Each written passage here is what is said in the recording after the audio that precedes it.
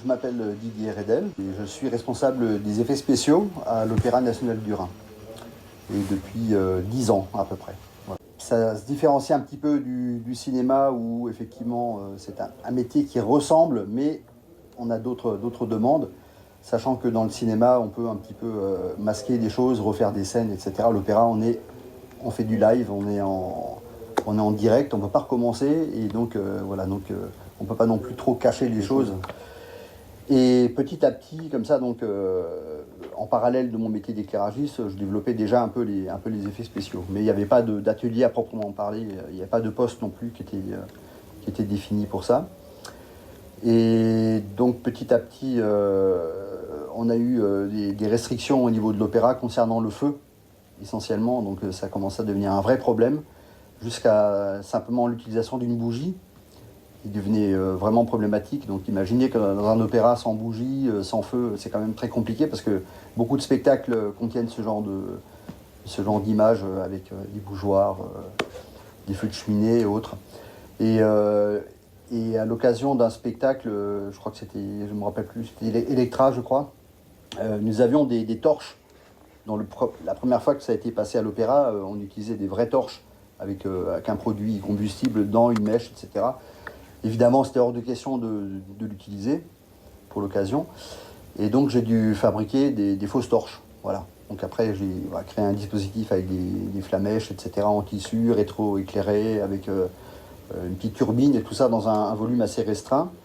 Et ça fonctionnait très bien, a priori, puisque ça fonctionnait pendant tous les spectacles. Et de fil en aiguille, on a eu le ring de Wagner qui se préparait, donc avec des grosses scènes de forge. Donc c'est un peu la catastrophe, qu'est-ce qu'on va faire? Parce que voilà, déjà une bougie c'est interdit, on va pas faire couler de la fonte sur scène.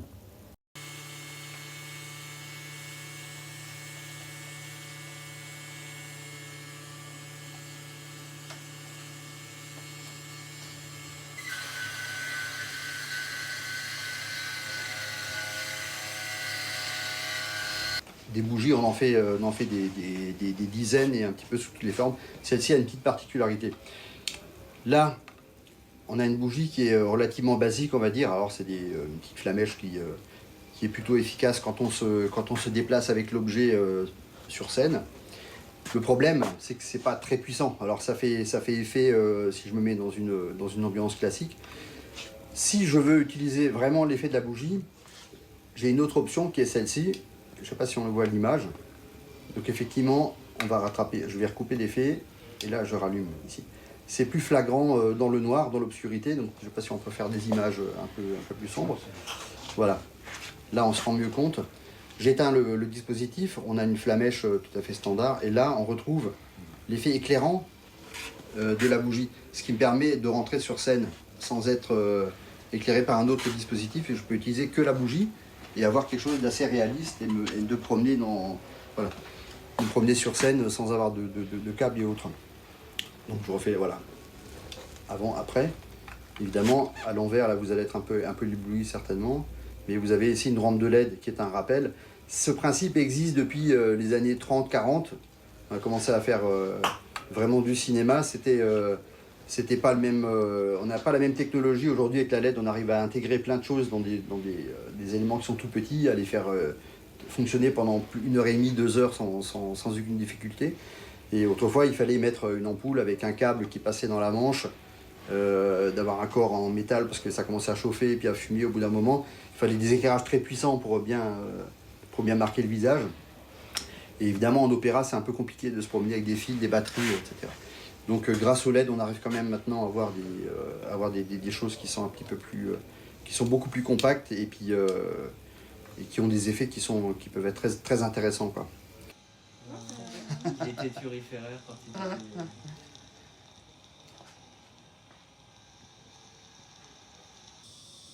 Ça c'est fait avec une vapoteuse.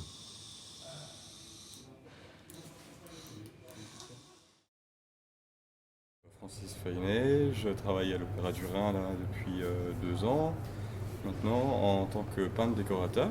Le peintre décorateur, ça englobe beaucoup de choses, aussi bien de la peinture, on va dire, artistique, académique, des reproductions, des fresques, des choses comme ça, que du travail de patine, par exemple, pour donner des effets sur les meubles, des choses comme ça. Ou alors, comme sur ce projet-là, au final, on travaille aussi avec du volume.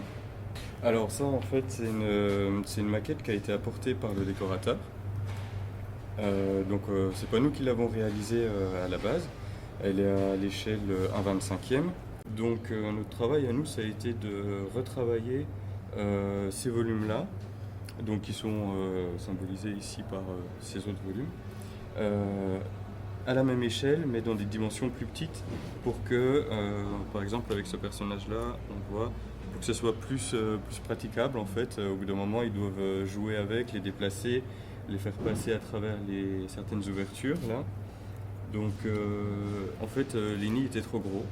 Donc nous, ce qu'on a fait, c'est qu'on a repris aussi toute la documentation qui a été envoyée par le décorateur, qui sont des photos de la maquette. Et avec les photos, les contraintes techniques qui nous sont apportées par la scène et tout ça, on a retravaillé, on a refait. Donc là, c'est de la maquette. Et bon, c'est pas aussi bien travaillé. Le rendu esthétique n'est pas prioritaire. Là, c'est surtout pour se rendre compte du volume. C'est des questions très pratiques. Et on essayait de retravailler avec des éléments plus petits pour pouvoir faire jouer des éléments, enfin, ce que voulait en fait le décorateur, quoi. Donc voilà. Ceux-ci sont terminés. Celui de droite, c'était un prototype qu'on a fait en amont de tout ce travail-là. Il est vraiment terminé et celui-ci vient tout juste d'être terminé.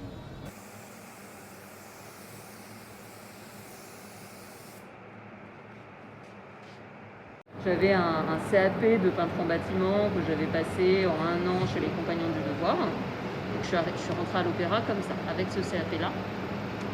Ce qui me permettait de faire des tâches aux ateliers, mais finalement assez simples, parce que contrairement à certains de mes collègues, j'avais pas fait les grandes écoles qui permettaient d'être vraiment peintre en décor. Et donc, pour finaliser ma formation, cette année, je me suis inscrite dans le dispositif de transmission de savoir-faire à la FREMA, la FREMA, c'est la Fédération des métiers d'art d'Alsace, qui propose ce dispositif qui permet d'être formé en 1 an, un peu sur le tas, avec un maître de stage qui, pour moi, est Suzanne, et qui, du coup, s'engage sur 1 an à me former au métier de façon complète. Donc j'ai un suivi et par la FREMA et par l'Opéra avec un plan de ce que je vais apprendre sur l'année et un projet que je dois faire sur 1 an qu'on n'a pas encore défini, qui peut-être découlera de ça, je ne sais pas, et qui est mon projet de fin d'année, suite à quoi je valide mon diplôme. Je peux faire bosser un peu mon imagination et je peux aussi choisir des choses qui me plaisent davantage.